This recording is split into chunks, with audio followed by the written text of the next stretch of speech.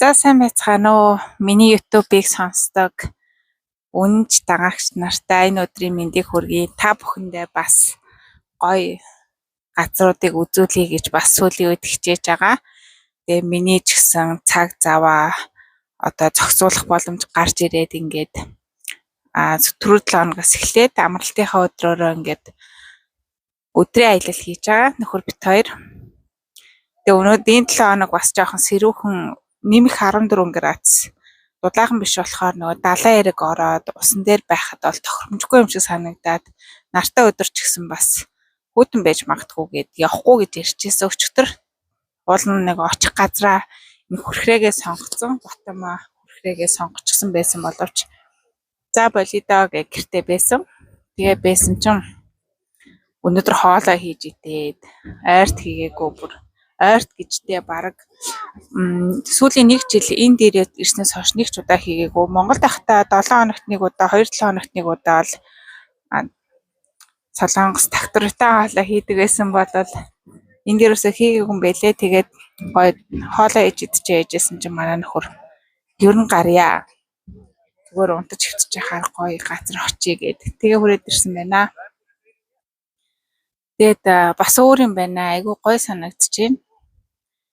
Тэгээд миний угаасаа зорилго чинь ингээд аялаад гоё газар үзээд тэр гоё газар үзэнгээд тэгээд тэн дээрээс ойлголт ухаарал амьдралын утга учир өөрийнхөө ойлгосон мэдсэн зүйлсүүдэд хуваалцах миний одоо амьдралын зорилго амьдралын мань хэм маяг гэж та бүхэндээ ярьжсэн.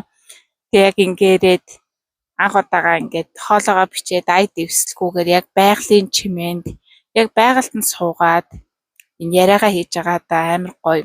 Үнэхээр баяртай яг мөрөөдөл биелсэн юм санагдаж байна. Байгалийн сайханд ингээд өөрийнхөө ажлыг хийгээд энэ бол миний ажил гэж бодож байгаад өөрийнхөө мэддэг чаддаг зүйлээ хуваалцна гэдэг бол миний хувьд маш чухал хариуцлагатай ажил гэж би үзэж байгаа. Үнэхээр гоё байна. Тэгээ миний мөрөөдөлтэй цуг хамт байгаа та бүхэндээ ч гэсэн маш их баярлалаа. Тэгээд нэг ч гэсэн зүйлийг ойлгоод амьдралаа арай нэг цагаа товчлоо тий ойлгохгүй удснараа ингээд бас хичнээн удаж өөрийнхөө амьдралын аз жаргалыг хумслах байсныг хинч мэдэхгүй. Тэгээд амьдралаасаа аз жаргалыг олох, тэндээсээ кайф авах боломжийг олж харсан болохоор та бүхэндээ ч гэсэн гоё хуваалцъя гэж бодож байгаа. За ингээд өнөөдрийн сэдвээ ярив. За өнөөдрийн сэдв бол итгэл. Итгэлийн хүч гэж юу вэ? Итгэл үнэмшил гэж юу вэ? Миний хувьд та бүхэндээ хуваалцах гэсэн. За итгэл гэдэг бол одоо бидний нөгөө даал тухамсар маань юунд итгэн түүнийгээ хүлээж авдаг гэж байгаа байхгүй. Тэгээ ядуу хүмүүс улам ядуурдаг, баян хүмүүс улам баяждаг. Яагаад гэвэл ядуу хүмүүс ядуу амьдрна гэдэгтээ итгэцэн байдаг. Тийм учраас би сайхан амьдрна гэдэгтээ итгэж чадахгүй. Би ч гэсэн яг тийм баян амьдардаг, сайхан амьдардаг, гадаад орноор аялдаг, зугаалдаг одоо гоё сайхан зүйлийг мэдэрдэг хүн тусдаа төрдөг. Тэр хүний хувь тавилан нь өөр. Тэгэл тэр хувь тавиланаараа дуусна гэж боддог байсан. Надад тийм хувь заяа байхгүй гэдгийг өдөр болгон миний амьдрал тохиолж байгаа бүх зүйл батлаад байгаа юм шиг санагддаг байсан бол миний итгэл үнэмшил арай өөрчлөгдөж байгаа байхгүй. Би тэр зүйлийг хүртэх хэрэгтэй. Би чадна, би хийж бүтээж болно. Би өөрийнхөө ирээдүйн амьдралыг шинээр бүтээж миний энэ итгэл үнэмшил солигдсноороо миний ирээдүйн амьдрал илүү сайхнаар солигдож, шинжлэгдэж болох нэ гэдгийг ойлгосон учраас ингээд яг ингээд биелэлээ олж байгаа юм шиг санагдаж байна. Яг тийм гоё мөрөөдөл биелж байгаа юм шиг санагдаад бүр амар гоё байна. Энэ зүйлийг би саяхан мөрөөдөө суужсэн байхгүй юу? Байгалийн гоё үзэсгэлэн газруудаар шин тогтоц, шин очиж үзээгүй газруудаар очиод гээд гоё мэдрээд явах юмсан. Нэх гоё чийлэрч, joyful амьдралаасаа ингээ хоромны хүч бүрээсээ кайф мэдэрч амьдрах юмсан гэж боддог байсан бол одоо яг биелцсэн юм санагдаж байна. Энэ маань одоо ингээ миний итгэл үнэмшил одоо солигдсонтой холбоотой. Хэрв таны амьдрал тавгүй, онцгүй байгаа бол та өөрийнхөө амьдралыг онцгүй байна гэдэгтээ итгэцэн байгаа гэсэн үг.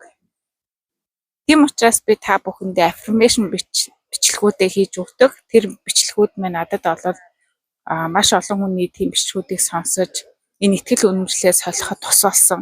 Яг өнөөдөр та би сайхан амьдрна гэдэгтээ итгэн гэхээр шууд чадахгүй.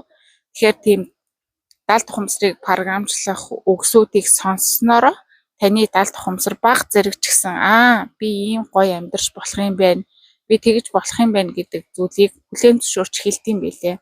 Би нийтдээ ингээ 2 жил шахуу сонсож байгаа. Тэгээд миний амьдрал бүр өсрөнгөө бүр шал өөр төвшөнд өмнө нь ингээ тэрийг хүртэх боломжтой авах боломжтой гэдгийг хүлээн зөвшөөрдөггүй байсан зүйлүүдээ хүртэл ингээ олж авч чадж байгаа ийм амьдралаар амьдарч байгаа. Тэгэхээр ирээдүйд ч гэсэн миний зорж байгаа зүйлүүд маш их зүйлүүд байна. Түүнийгээ ч гэсэн би тэрийг авч чадна.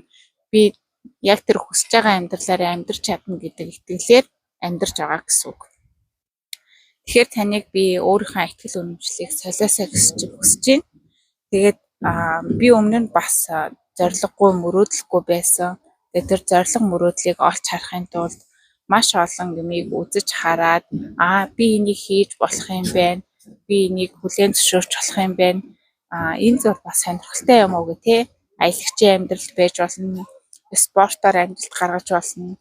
Одоо эмч болж болно гэдэг ч юм уу. Энэ амьдрал дээр хийж болох зүйлсүүд маш их байгаа. Тэндээсээ яг өөр тохирох дотоод тэр хүслээ сонсож байгаа түүн тохирох зүйлээ олж хараад түүнийгээ авч чадна гэсэн итгэлийг олж авахд ингээд тусалдаг байгаа. Тэгээ иймэрхүү ойлголтыг тайлбарлаад өгч хүн байсангүй. Тэгээ ямар азар ийм олон хүмүүс ингэж өөрийнхөө үзэл бодлыг ярьж хуваалцаж байгаа юм бэ гэж би бүр талархдаг. Би одоо ч гэсэн ингээд сургалтууд авч тэндээсээ олон хүнтэй ярилцаж ойлголт ухаарлуудыг олж авч явдаг. Тэгээд дараагийнхаа сургалтуудад орж илүү гоё сонирхолтой энэ дэлхий дээр ер нь миний мэдэхгүй зүйлүүд маш их байгаа юм байна. Яг одоо би сэтгэл хангалуун аз жаргалтай байгаа боловч дахиад одоо миний сэтгэлийг догтлуулах, гайхшруулах зүйлүүд зөндөө байгаа ах гэдэгт итгэж байгаа. Тийм учраас би өдөр бүрийнхээ амьдралыг ядаж нэг зүйлээрээ ингээд өөр байгаа, сонирхолтой байгаасаа гэж хүсэж байгаа. Ингээд 6 өдрийн турш ажиллаад хичээлдээ аваад ядарсных. Тэгээд нэг өдөр ингээд өөртөө ингээд жаргалтай байх боломжийг олгох хэрэгтэй юм байна гэдэг үндсэн дээрээс өнөөдөр ингээд явж байгаа.